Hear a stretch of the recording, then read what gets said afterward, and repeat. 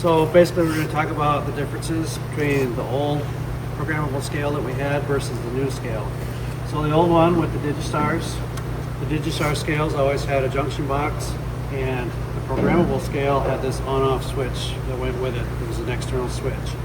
If you want to run the auger with this scale, the scale can be on or off, but this switch has to be in manual, at which point you can run the auger with the manual switch or the remote control.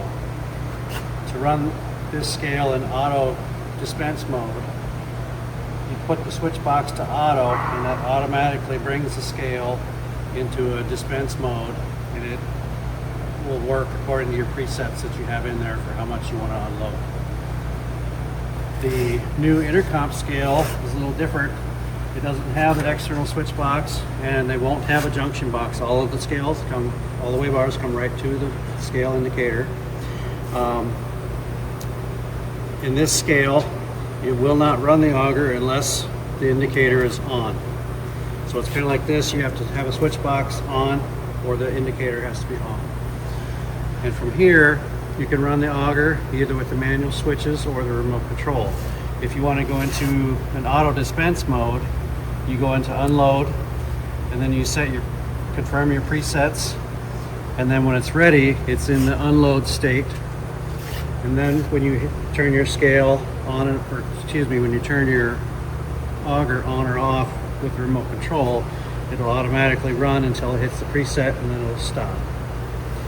Both scales, in order to restart an auto unload cycle, you have to stop the auger with the remote control and then start it again to send a new signal, a new start signal to the indicator.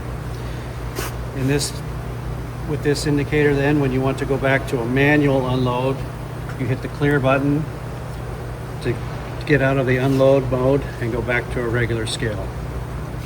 So another difference with the new indicator heads, whether it's a standard LD820 or the programmable LD820, they don't come programmed for the hitchstock scale system that we use here.